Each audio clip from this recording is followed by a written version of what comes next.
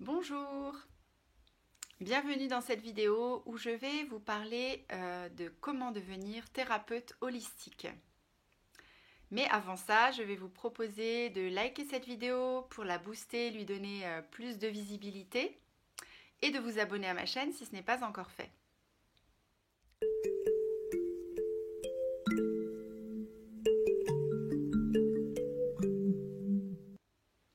Je suis Amélie Carlier, je suis thérapeute holistique et j'accompagne des personnes depuis une vingtaine d'années maintenant. Alors qu'est-ce qu'on entend par thérapeute holistique ? Alors thérapeute, ça veut dire qu'on prend soin de l'autre. Et holistique, ça veut dire qu'on va prendre en compte l'être humain dans sa globalité. Sa globalité, ça veut dire qu'on va prendre en compte le corps, comment le corps s'exprime, les mots du corps, mais également qu'on va utiliser le moyen d'entrer en lien avec la personne à travers le corps, par des outils corporels. Ça veut dire qu'on va écouter, accueillir, aider à se libérer les émotions, donc l'aspect plutôt du cœur. Et ça veut dire aussi qu'on va aider la personne à comprendre, à intégrer, à prendre conscience de certaines choses au niveau donc du mental, de la psyché. Et on va également être à l'écoute de l'âme de la personne, quelles sont ses aspirations, les missions de sa vie, pourquoi elle s'est incarnée, et l'ouverture spirituelle qu'elle peut avoir va être prise en compte et on va pouvoir accompagner tout ça par des soins énergétiques éventuellement. Donc voilà un petit peu ce qu'on entend par thérapeute holistique. Comment on devient thérapeute holistique ? C'est un vaste sujet. Il y a de nombreux outils qui permettent d'accompagner l'être humain dans sa globalité. Des outils du corps, il en existe de multiples. Et pour l'émotionnel également. Donc, je vais vous parler plutôt de mon parcours, de comment je suis moi devenue thérapeute holistique, puisque c'est quelque chose que j'ai expérimenté, dont je peux parler facilement. Mais il existe de multiples façons de devenir thérapeute holistique. Donc, pour ma part, j'ai commencé ce chemin d'accompagnement de l'autre en faisant des études de psychologie à la fac après bac. Donc, j'ai fait 5 ans d'études et j'ai eu un diplôme de psychologue clinique.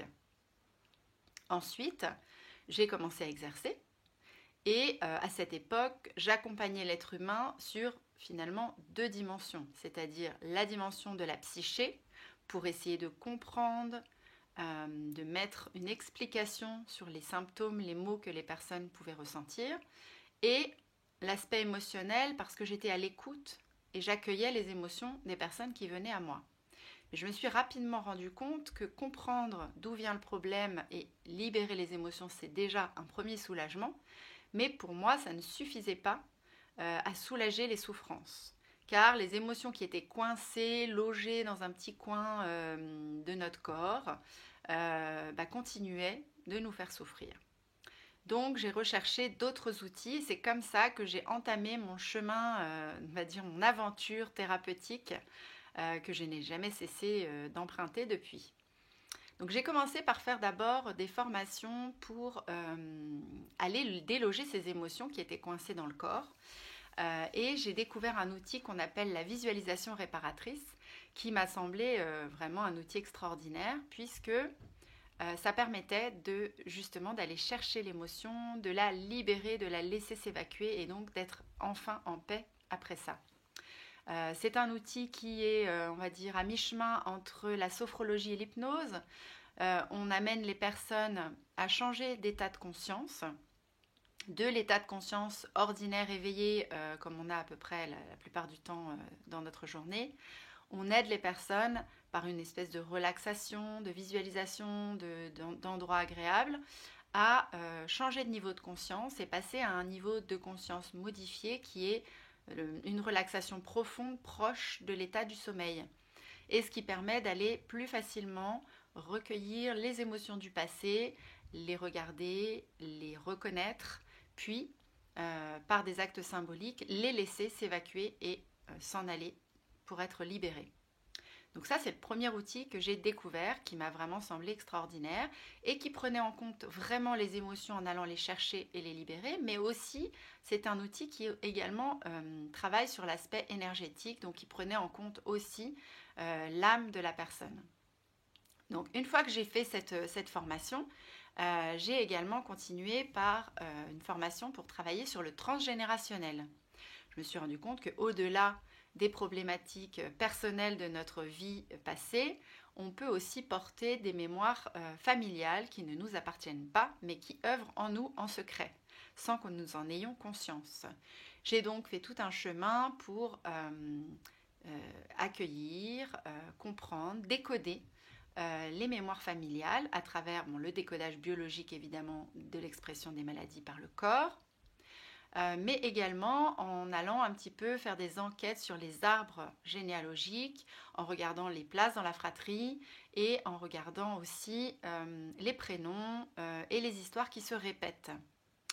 Et ensuite, on pouvait libérer ces mémoires familiales de la même manière que les émotions dans le corps par la visualisation réparatrice et couper les liens, remettre des relations à leur juste place, etc.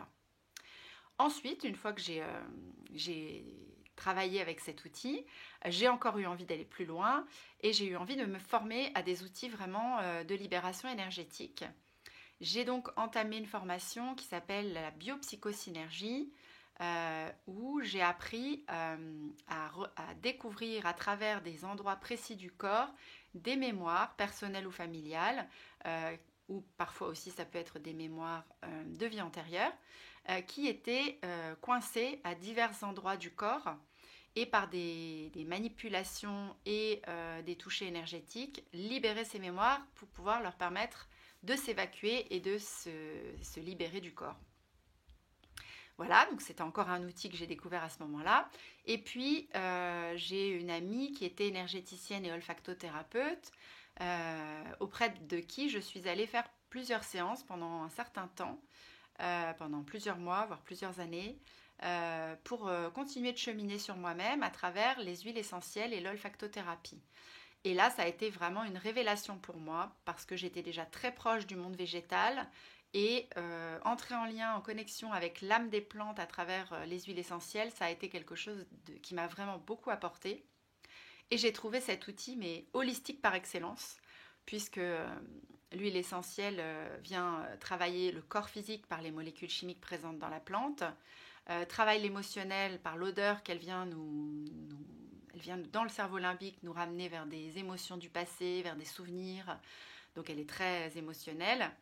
Et elle a également un aspect énergétique puisque la plante a une vibration propre qui vient rencontrer notre vibration personnelle et qui fait aussi tout un travail d'équilibrage énergétique. J'ai donc adoré cet outil et je m'y suis formée. J'ai fait 2 formations sur 2 années différentes. Et j'ai introduit cet outil dans ma pratique. Je dois dire qu'aujourd'hui, ça fait partie des outils clés, centraux, que j'utilise au quotidien dans ma pratique. J'ai eu envie ensuite, comme j'avais quand même cet outil sensoriel, on va dire, au niveau de l'olfaction, j'ai eu envie d'approcher d'autres outils sensoriels. J'ai donc fait une formation en sonothérapie. J'ai toujours eu aussi beaucoup d'appétence pour la musique. J'étais moi-même musicienne, je chantais et j'ai trouvé ça hyper intéressant d'aller à la rencontre du son. J'ai donc fait une formation en sonothérapie et j'ai intégré petit à petit également les bols tibétains, le bol de cristal et puis par la suite aussi le tambour chamanique dans mes soins. J'ai continué mon exploration et toujours dans l'aspect sensoriel, j'ai eu envie d'aller plus vers le toucher pour aller encore un peu plus dans le corps, dans la matière. Et j'ai donc suivi des formations en Ayurveda et j'ai appris donc à faire des massages de tout le corps à l'huile chaude pour faire circuler l'énergie, nettoyer, libérer des nœuds dans le corps et refaire circuler. J'ai ensuite aussi été formée au point Marma pour aller encore un peu plus dans l'individualisation du soin, pour aller chercher les déséquilibres dans le corps de la personne et les rééquilibrer. Ça m'a permis de descendre un peu plus dans la matière à travers le toucher du corps. J'ai également, tout au long de ce parcours, beaucoup cheminé sur le côté alimentaire. Parce que comment est-ce qu'on nourrit le corps? C'est très important également de bien nourrir son corps pour pouvoir avoir un équilibre de vie global. Ça me paraissait important d'être dans cette globalité aussi. Donc j'ai beaucoup étudié à la fois en Ayurveda, mais également au niveau un peu de la naturopathie, comment se nourrir avec des choses vivantes pour faire des cellules vibrantes. Alors c'était pas tant dans l'aspect soin du corps, c'était plus dans l'aspect alimentation et émotion et psychisme. Donc j'ai aussi étudié les compléments alimentaires qui aident à s'équilibrer au niveau émotionnel, comme le magnésium, les oméga 3 pour la concentration, pour les difficultés de concentration. Voilà, tout un tas de compléments alimentaires également pour équilibrer le corps et la psyché. À l'époque où j'ai travaillé sur les huiles essentielles, j'étais très très branchée plantes, donc j'ai également exploré les fleurs de Bach pour pouvoir aussi donner de temps en temps des remèdes de fleurs de Bach pour équilibrer les émotions quand je sentais que c'était nécessaire chez certaines personnes. Et aussi, je me suis formée aux plantes sauvages médicinales pour pouvoir créer, fabriquer mes propres remèdes à partir des éléments de la nature directement sans avoir à passer par aller acheter des choses en magasin. Voilà un petit peu le parcours. Et puis pour finir, plus récemment, ces dernières années, j'ai eu envie d'explorer davantage l'ouverture de mon canal médiumnique pour entrer en connexion avec l'âme des personnes sur l'aspect justement ouverture plus haute. Et donc je me suis formée à être à l'écoute des messages que l'âme peut envoyer pour pouvoir aussi aller chercher des informations qui parfois ne sont pas conscientes chez la personne qui vient me voir, mais qui sont à entendre et qui peuvent être importantes que chaque personne puisse entendre ces informations. J'ai donc fait cette formation médiumnique et je développe depuis des lectures d'âme qui, je dois dire, sont assez bluffantes dans tout ce que ça amène. Et quand on rentre en connexion avec l'âme ou les guides d'une personne et qu'on lui parle, c'est comme si elle entrait en communication avec son âme et ses guides, et c'est très très puissant et très fort comme sensation, comme vécu. Donc voilà, et puis j'explore aussi en allant de plus en plus les outils chamaniques parce que pour moi, c'est faire le lien entre le ciel et la terre. Ça relie tous les éléments de la nature, comme j'y suis très reliée de nature, ça me correspond très bien. Et en même temps, c'est passer par l'ancrage et la nature pour aller vers la spiritualité, vers l'énergétique. Donc c'est quelque chose qui me parle énormément. Voilà le parcours que j'ai eu personnel. Alors autant vous dire que ça fait 20 ans que je chemine, que je suis passée par de nombreuses formations dans de nombreux lieux différents. Et quand on m'a demandé récemment comment je m'étais formée, comment on faisait pour devenir thérapeute holistique, pour travailler de la manière dont je travaille, et qu'on m'a demandé si je connaissais une formation qui pourrait permettre de se former et d'exercer comme j'exerce, je me suis rendu compte que c'était un parcours quand même initiatique très long. Et je me suis dit que peut-être ça serait chouette de pouvoir créer une formation, moi qui adore transmettre. Je transmets déjà des choses autour des cercles de femmes pour que les femmes deviennent facilitatrices de cercles. Suite à des demandes, j'ai aussi fait une formation pour transmettre l'olfactothérapie de manière plus précise. Et je me suis dit, mais pourquoi ne pas créer une formation globale pour transmettre aux personnes qui ont envie de devenir thérapeute holistique tous les outils que j'utilise moi au quotidien pour qu'en un seul endroit, en un moment précis, qui va durer sur quelques mois, ces personnes puissent acquérir tous ces outils, que je puisse transmettre aussi l'essence de ma façon de travailler, de prendre soin.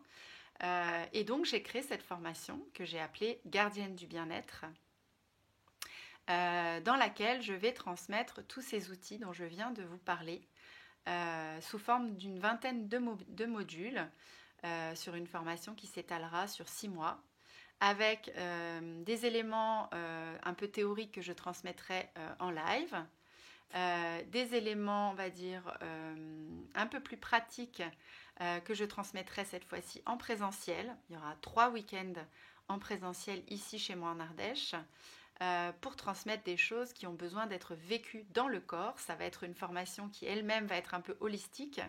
La tête va avoir besoin de comprendre des choses, mais le corps va avoir besoin de vivre aussi certaines choses pour pouvoir les retransmettre après dans les soins. Certaines choses aussi pourront se transmettre sous forme de vidéo.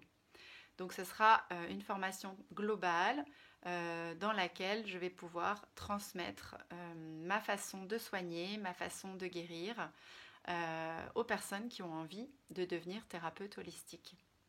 Alors si vous avez envie d'avoir un peu plus de renseignements sur cette formation, je vous mets sous cette vidéo un lien où vous pourrez aller déposer vos coordonnées afin que je vous envoie les dates de la prochaine session où va démarrer cette formation longue, on va dire, sur plusieurs mois, à mes côtés.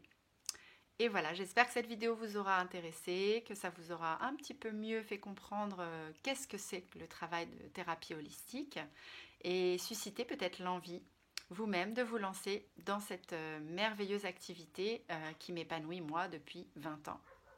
À tout bientôt!